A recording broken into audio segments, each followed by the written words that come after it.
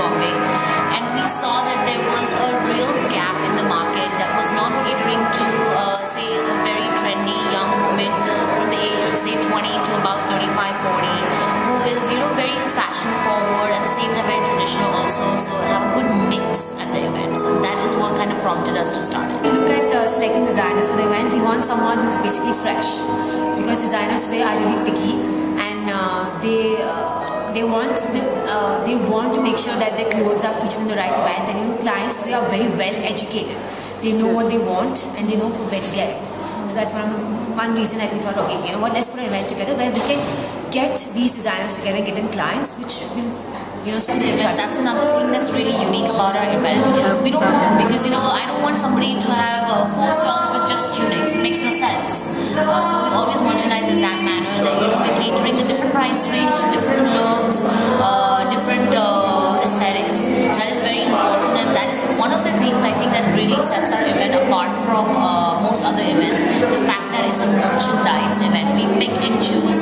We meet each designer. We make sure we do quality control. We see how their finish is, because I think, and even she thinks, we believe that quality reflects not only on them but on us. To go back empty-handed, that's something which is just not possible in our event. And I mean, nowadays, this is a leisure time. They earn hard money and they want to just not spend it. They want to experience it, and that was one of the reasons that we said, we have to create an experience when people come. On average, people spend like 4 hours at our event. They look around, they chill, they have wine, they get pampered, they shop a little more, they get their tarot done. So it's a fun girls' day out, and that's what's very important. I love them all. We love them all. Yeah, that's okay, but there's this one new designer we are having. I love this brand name. It's called Cake.